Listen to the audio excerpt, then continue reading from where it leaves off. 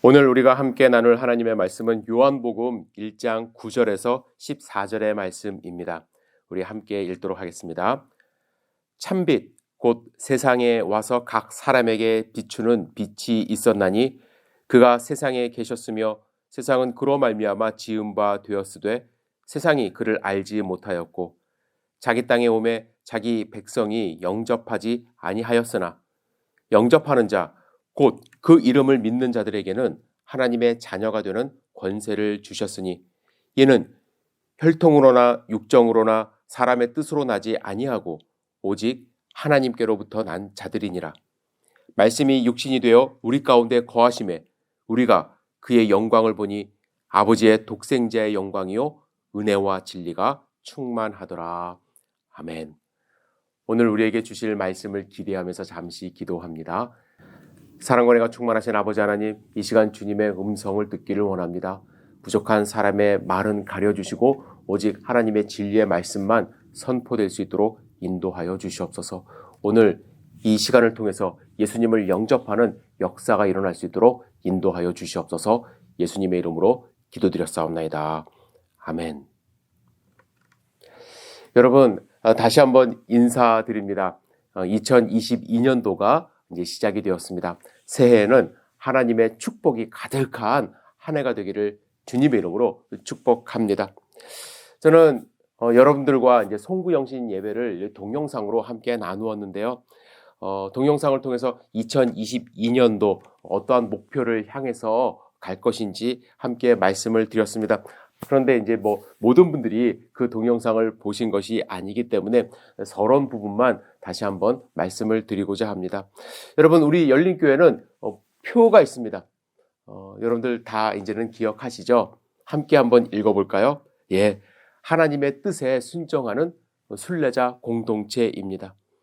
하나님의 뜻을 아는 것이 중요하기 때문에 하나님의 뜻을 알고자 저희들은 성경을 열심히 읽고 묵상하고 또 공부합니다. 그리고 순종하는 순례자 공동체입니다. 순례자는 한 곳에 안주하지 않습니다. 편안한 삶을 추구하지 않습니다.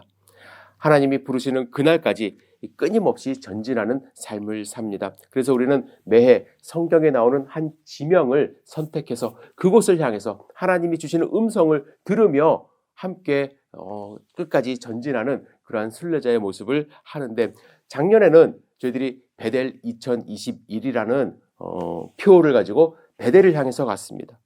베델은 하나님의 집 아닙니까? 베델에서 일어나야 될 일들을 우리가 묵상을 했습니다. 기도를 해야 되고 또 그곳에서 하나님의 음성을 듣고 하나님과 교제하는 것이 이제 바로 베델입니다.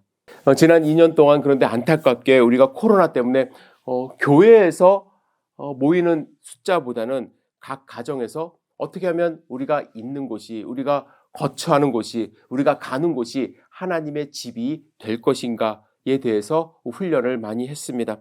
부족한 실력이지만 또 동영상을 매일 만들어서 여러분들 매일 묵상 자료로 보내드리고 또 여러분들이 어느 곳에서든지 하나님의 말씀을 듣고 묵상할 수 있도록 도와드렸습니다. 수요 줌 기도회를 통해서 여러분들이 계시는 그 장소가 하나님께 기도하는 하나님의 집 베델이 될 수 있도록 생각하며 함께 기도하고 하나님과 교제했습니다. 토요 새벽 예배를 통해서 이곳이 뜨겁게 기도하는 하나님의 집이 될 수 있도록 최선을 다해서 하나님께 기도했습니다. 여러분, 베델 2021은 끝났지만 베델은 한 해로 끝나는 것이 아니라 하나님이 부르시는 그날까지 여러분들이 계시는 그 장소가 바로 베델, 하나님의 집이 되어야 할 것입니다. 저는 올해 목표를 정하기 위하여 12월 한 달 동안 기도했습니다. 하나님이 우리가 함께 걸어가기를 목적지를 향해서 2022년도를 가기를 원하는 곳은 어디인가 생각하며 묵상하는데, 이제 얼마 전에 설교 때도 제가 말씀드렸던 한 장소가 머리에서 떠나질 않습니다. 가나라는 곳이에요. 가나. 여러분, 가나는 어떤 곳입니까? 그곳에 혼인잔치가 있었고 예수님과 제자 몇 명이 그곳에 초청을 받으셨습니다. 혼인잔치에 그런데 문제가 생겼어요. 가장 필요로 했던 포도주가 떨어지는 위기 속에서 잔치가 끝나가는 그러한 상황이 있었습니다. 이때 예수님은 그곳에서 물을 포도주로 바꾸는 기적을 통해서 잔치가 기쁨으로 지속될 수 있도록 해주셨습니다. 가나는 예수님이 베푸신 기적으로 기쁨이 회복된 곳입니다. 저는 2022년도를 준비하면서 우리 교회와 여러분들 각자의 삶 속에서 이 가나에서 일어났던 기쁨의 회복, 잔치의 회복이 우리의 삶 가운데 일어나기를 간절히 바라는 마음이 생겼습니다. 특별히 우울했던 지난 2년간의 이 시간들을 씻어버리고 예수 그리스도를 통하여 물이 포도주로 변화되어 정말로 천국 잔치가 벌어지는 그런 기쁨의 한 해가 되기를 간절히 바라는 마음으로 가나 2022를 시작을 합니다. 여러분, 이 잔치가 기쁨으로 회복되기 위하여 여러 가지 우리에게 필요한 요소들이 있습니다. 그건 요한복음을 우리가 계속 묵상하면서 함께 알아가기로 하고요. 가장 중요한 일이 있습니다. 가장 중요한 것, 선행되어야 될 것. 그것은 무엇이냐면 예수님이 어떤 분인지 정확하게 알아야만 합니다. 예수님이 어떤 분인지 모르는 상황 속에서는 이 가나 혼인잔치가 의미가 없어요. 예수님을 모르는 상태에서 가나 혼인잔치를 묵상을 하면요, 야, 예수라는 사람이 물로 포도주를 만들었대.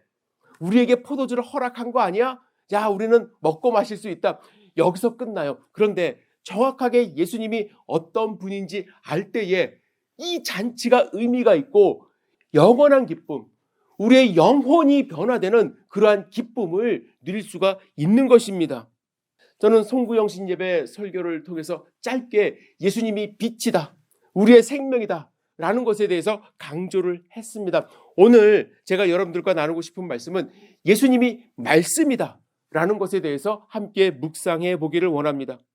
여러분, 요한복음 1장에 보면 태초에 말씀이 계시니라, 그 말씀이 육신이 되었다 이렇게 말씀합니다. 1절과 14절 다시 한번 읽겠습니다. 시작.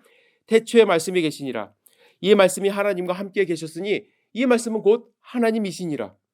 14절입니다. 말씀이 육신이 되어 우리 가운데 거하심에 우리가 그의 영광을 보니 하나님의 독생자의 영광이요 은혜와 진리가 충만하더라. 여러분, 이 말씀이 이해가 되시나요? 예수님이 우리에게 영원한 생명을 주시기 위하여 빛으로 이 땅 가운데 오셨다. 어느 정도 이해할 수 있었습니다. 그런데 저는 솔직히 말씀드리면 예수님이 말씀이었는데, 그죠? 그 말씀이 육신으로 이 땅 가운데 오셨다? 저는 솔직히 이해가 되질 않았습니다. 그냥 하나님의 말씀이니까 그런가 보다 하고 받아들였지 정확하게 그것이 무슨 뜻인지 잘 머릿속에 떠오르질 않았어요. 여러분, 앞으로 우리가 한 달 넘게 요한복음을 묵상할 예정인데요. 먼저 아셔야 될 게 요한복음은요, 공관복음, 다른 마태, 마가, 누가복음하고 좀 달라요. 공관복음은 역사적인 사실을 시간 순서대로 이렇게 기록한 복음서라고 한다면, 요한복음은 사건을 순서대로 이렇게 나열하는 그런 복음서가 아니라 철학적이고 교리적인 내용을 사건 중심으로 예수님이 어떤 분인지에 대해서 이제 알려주시는, 또 제자로서의 삶은 어떤 삶을 살아야 되는지, 천국은 어떤 곳인지에 대해서 알려주시는 그런, 어떻게 보면 약간 좀 철학적인 책이라고 할 수가 있습니다.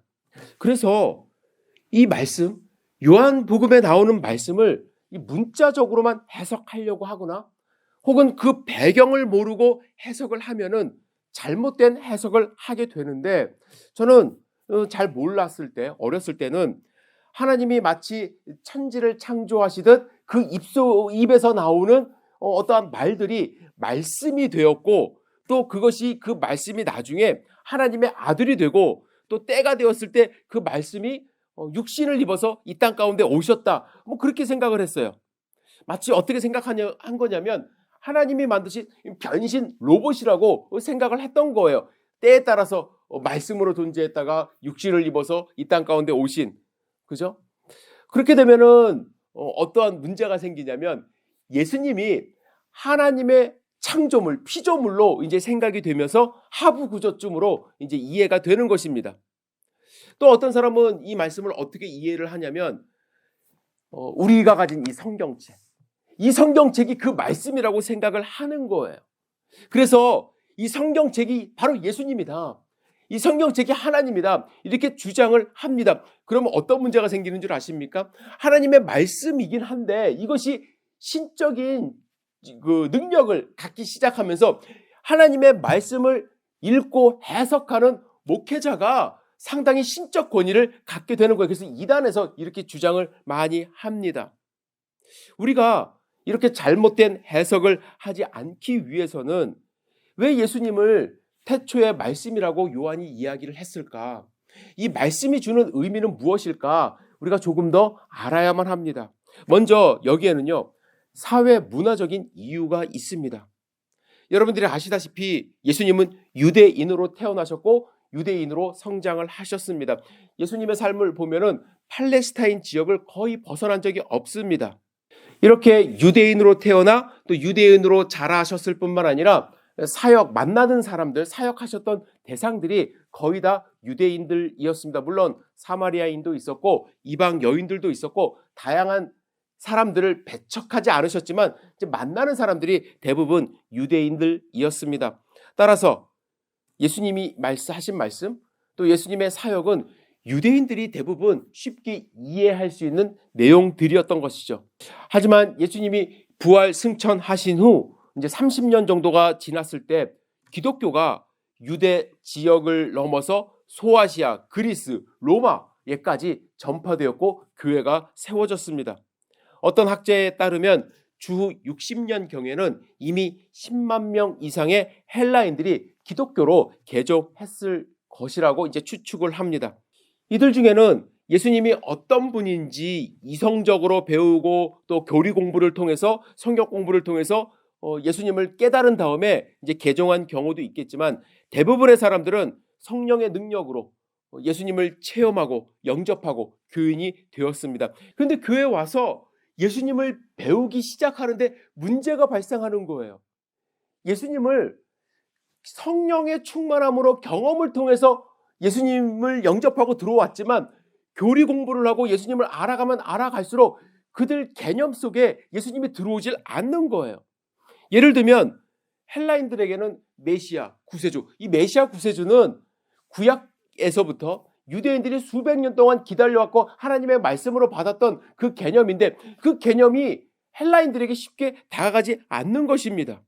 그래서 초대교회 지도자들이 어떻게 하면 이 헬라 사람들에게 동시에 유대인들에게 예수님의 구세주 되심, 메시아 되심을 설명할 수 있을까? 그들이 쉽게 알아듣고 받아들일 수 있을까에 대해서 많은 고민을 했던 것입니다. 바로 이러한 해석학적 과제를 예민하게 느꼈던 사람 중에 하나가 바로 사도 요한이었습니다. 사도 요한은요, 어떻게 하면 유대계 기독교인들도 이해할 수 있고 또 헬라인들과 같은 이방계 기독교인들도 간단하게 이해할 수 있는 방법이 없을까? 예수님의 메시아 되심, 또 그리스도 되심을 설명할 수 있는 방법이 없을까를 고민했던 것입니다. 그래서 이 두 부류 다 이해할 수 있는 방법으로 로고스, 말씀을 생각한 거예요. 요한이 당시 에베소 사람들을 이렇게 보니까 에베소 사람들이 막대하게 영향을 받았던 헬라 철학자가 있었습니다. 그는 헤라클리투스라고 합니다. 헤라클리투스. 이 사람은 예수님 오시기 전 약 560년 전에 있었던 사람인데요. 이 사람이 로고스라는 말을 사용하기 시작했다고 합니다. 헤라클리투스는 온 세상 만물이 끝없이 움직이는 것으로 봤어요. 그리고 이를 입증하기 위해서 사용한 유명한 예화가 있습니다. 즉 사람이 똑같은 강물에 2번 빠지는 것은 불가능하다, 이런 이야기를 합니다. 한 사람이 강물에 빠졌다가 다시 나왔어요. 그리고 다시 2번째 빠졌습니다. 그런데 2번째 빠진 강물은 첫 번째 강물과 완전히 다르다라는 것이죠. 왜냐하면 첫 번째 강물에 들어갔다 나온 후 강물은 계속 흘러 다른 곳으로 사라졌기 때문에 2번째 빠질 때 똑같은 강물이 아닌 다른 강물 속에 들어갈 수밖에 없다라는 것입니다. 그렇다면 그는 생각하기를 만물이 왜 이렇게 끝없이 변화와 순환 속에 있는 것일까? 헤라클리투스는 만물이 끝없이 유동성 속에 놓여 있는 것은 우연이 아니라 배후에서 조절하는 어떠한 궁극적 원리가 있기 때문이라고 생각을 했습니다. 그렇게 믿었어요. 바로 이 원리를 헤라클리투스는 로고스로 보았던 것입니다. 그래서 헤라클리투스 이후에 헬라 사람들은 이 로고스 때문에 정의와 불의, 선과 악, 미와 추를 가릴 수 있는 이성과 분별력을 얻을 수 있다고 보았고, 또 이 로고스가 만물의 에너지와 생명이 된다고 이제 그렇게 생각을 했습니다. 그래서 사도 요한은 그들이 갖고 있었던 로고스라는 개념을 차용해서 예수님을 소개한 것입니다. 그런데 이것은 헬라적 사고 방식에만 국한된 것이 아니라 히브리 사람들도 로고스, 하나님의 말씀 하면 하나님의 말씀에는 생명이 있고, 하나님의 말씀으로 천지가 창조가 되었고, 또 하나님의 말씀은 능력이 있다는 사실을 이미 알고 있었기 때문에 이 로고스는 예수님을 설명하는데 아주 중요한 도구가 될 수 있었던 것입니다. 그런데 이 단어에는 단순히 그들을 이해시키고자 하는 그 노력만 있었던 것은 아니에요. 요한은 이 로고스라는 단어를 사용해서 교리적인 설명, 예수님이 어떤 분인가도 이제 동시에 설명을 하는데, 요한은 이 로고스라는 단어를 사용해서 4가지를 말합니다. 예수님에 대해서 여러분들 잘 들으셔야 돼요. 첫 번째, 예수님이 언제부터 존재했는가를 이야기를 해요. 제가 좀 전에 로고스는 헬라 사람들도 모든 것의 배후를 조종하는 궁극적인 원리로 이 로고스를 이해한다고 말씀을 드렸습니다. 따라서 요한이 태초에 세상을 창조하는 어떤 신적 존재로 말씀이 계셨다라고 선언했을 때, 그들은 로고스가 태초부터 있었다, 처음부터 있었다라는 것에 대해서 그냥 별 부담 없이 저항감 없이 받아들일 수 있었다라는 거예요. 요한은 로고스를 사용해서 예수님이 태초에 아무것도 없었을 때부터 계신 분이라는 것을 이야기를 하고 있습니다. 두 번째, 로고스를 사용해서 예수님이 누구인가에 대해서 이야기를 합니다. 1절 말미에 보면 이 말씀은 곧 뭐라고요? 하나님이시니라. 하나님이시니라. 요한은 태초부터 존재했던 그 말씀이 곧 하나님이라고 이야기를 합니다. 그러면 여러분들 좀 헷갈리기 시작해요. 여기서부터 우리가 생각하는 성부 하나님이 바로 말씀이라는 건가? 아니라는 거예요. 두 존재가 각각 따로 있었다라는 거예요. 여기서부터 이제 삼위일체 이야기가 나오는 거예요. 그런데 예수님을 신으로 믿지 않거나 삼위일체의 이 교리를 깨닫지 못하는 사람들은 이 본문의 번역이 잘못됐다라고 이야기를 합니다. 우리는 이 말씀이 곧 하나님이시니라, The word was God 이렇게 번역을 하지만 믿지 못하는 사람들, 무슬림이나 여호와의 증인은 이 말씀은 하나의 신이다, 여러 신 중에 하나일 뿐이다라고 이제 읽어야 된다고 주장을 합니다. 여러분, 이 말씀이 곧 하나님이라는 것과 이 말씀이 하나의 신이라는 것이 어떻게 다른 줄 아십니까? 이 말씀이 곧 하나님이시라는 것은 성부, 성자, 성령 같은 위를 가진 하나님이라는 뜻이고, 하나의 신이라는 것은 다른 신, 즉 삼신론적 혹은 다신론적 생각으로 이 말씀을 해석하는 거예요. 그렇게 받아들이려고 노력하는 것입니다. 요한은 이러한 해석을 방지하기 위하여 3번째 이야기합니다. 예수님을 이렇게 소개해요. 이 말씀이 하나님과 함께 계셨다. 여러분 잘 생각해 보세요. 말씀이 곧 하나님인데 하나님이 하나님과 함께 계셨다. 어떤 의미가 있을까요? 예? 여기서 함께라는 것은 하나님을 향하여라는 뜻이 있습니다. 즉 로고스는 인격적으로 성부 하나님과 구별되어 있다는 것을 의미합니다. 따라서 성부 하나님과 로고스, 성자 하나님이 완전히 다른 그런 인격체로 존재하고 있었다는 거예요. 여러분, 이 말씀은요, 예수님의 존재가, 예수님이 삼위일체로 각각의 다른 인격체로 그러나 하나의 하나님으로 태초부터 있었음을 증명하는 아주 위대한 교리를 이야기하는, 성경에 보면요 삼위일체라는 단어는 없어요. 그러나 이 말씀을 통해서 우리가 깨달을 수 있는 것이 말씀, 육신으로 오신 그 말씀이 하나님과 완전히 다른 인격체로 또 다른 하나님으로 태초부터 계셨다는 것을 우리는 알 수가 있는 것입니다. 그리고 하나님과 함께 계심으로써 성부 하나님과 관계를 맺고 있었던, 인격적인 교제를 하고 있었던 또 하나님이라는 것을 우리는 발견하는 거예요. 말씀이신 예수 그리스도는 하나님과 함께 계셨고 예수님은 하나님이십니다. 그는 하나님이시며 하나님과 또한 관계를 맺고 계셨습니다. 태초에 만물을 창조하셨어요. 그래서 마지막으로 요한은요, 예수님과 세상과의 관계를 말해요. 2절과 3절 함께 읽겠습니다. 시작. 그가 태초에 하나님과 함께 계셨고 만물이 그로 말미암아 지은 바 되었으니 지은 것이 하나도 그가 없이 된 것이 없느니라. 예수님은 어떤 분이신가요? 네?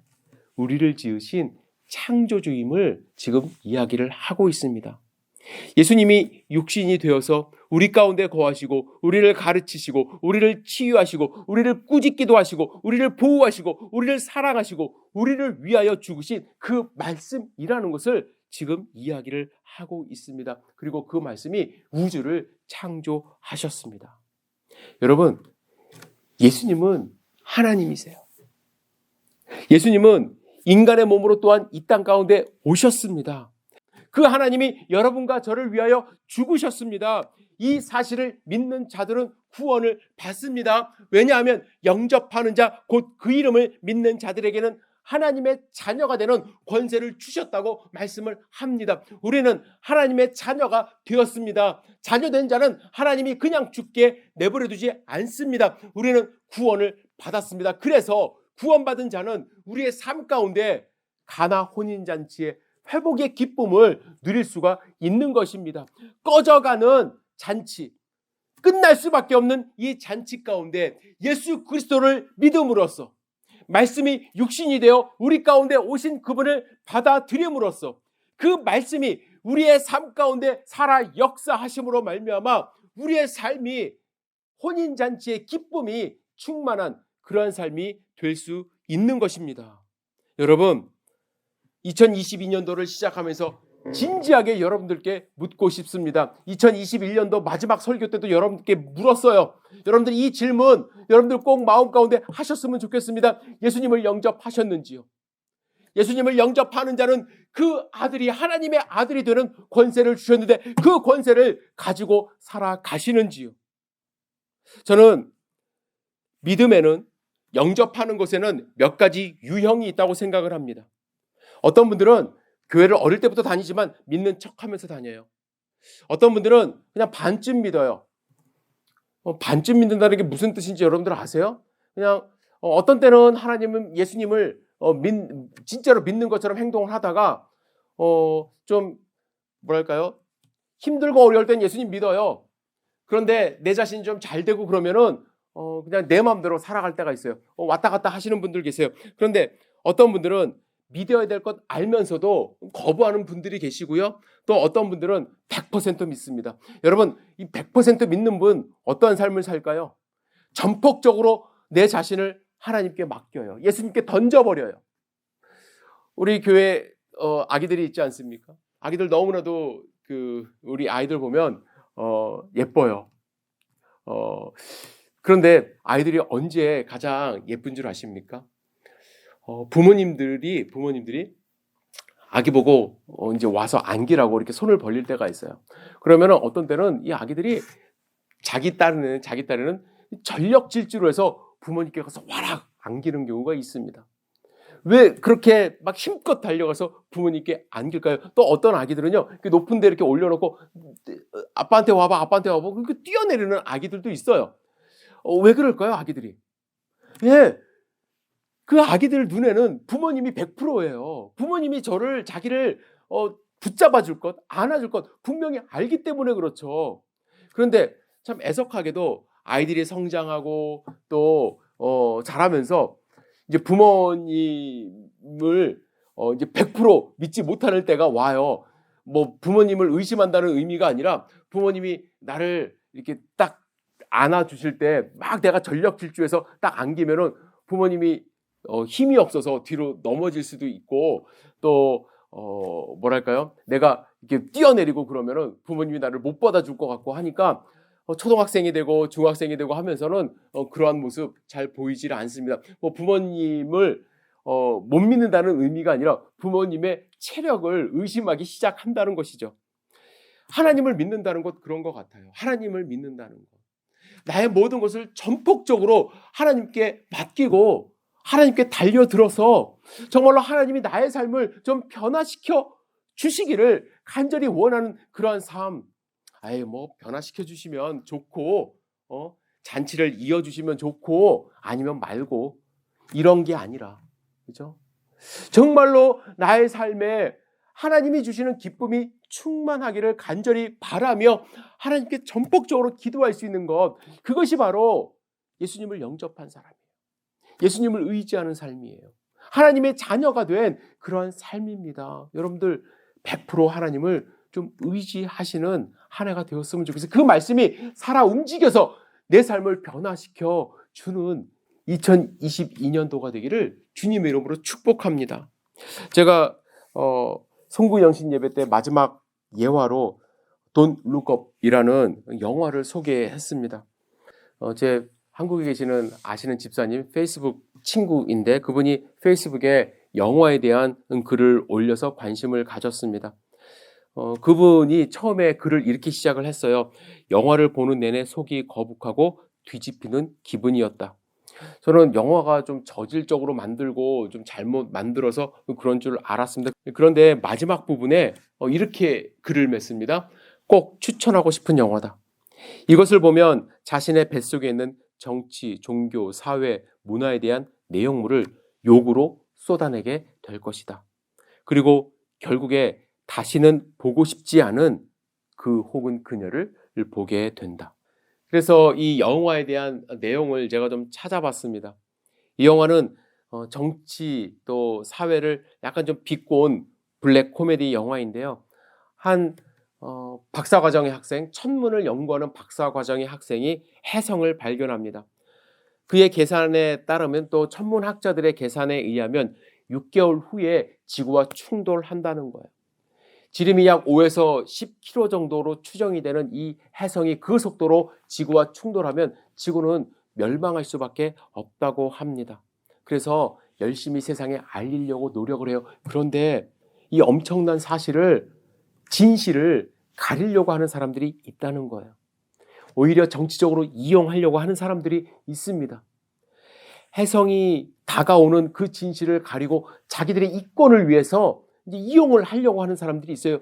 그래서 사람들은, 진실을 아는 사람들은 look up, 혜성이 다가오는 것을 봐라, 이렇게 이야기를 하지만 그 진실을 가리고 싶은 사람들은 don't look up, 보지 마라, 이렇게 사람들을 호도하고 그 사람들의 눈을 가려버립니다.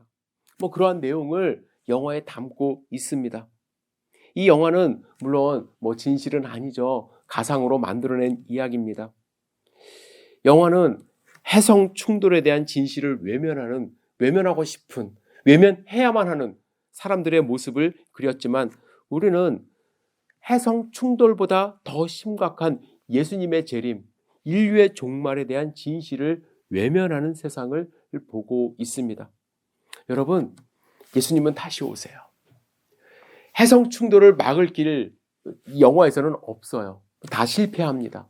그러나 우리는 이 인류의 종말을 해결할 수 있는, 우리가 살 수 있는 길 예수님이 다 마련해 주셨어요. 그래서 우리는 예수님이 이 땅 가운데 빛으로 오셨다, 우리의 생명으로 오셨다, 그 사실을 받아들여야 되고, 태초에 이 세상을 창조하신 말씀으로 존재하셨던 그 예수님이 육신이 되어서 지금 현재 우리에게 말씀하고 계시는 그 예수님의 말씀을 받아들이는 삶을, 100% 영접하는 삶을 살 때에 우리는 하나님의 품속에서 영원한 생명을 누리며 가나의 기쁨을, 가나 혼인잔치의 그 기쁨을 회복하는 그러한 삶을 살 수 있으리라 저는 확신합니다. 여러분, 하늘을 바라보세요.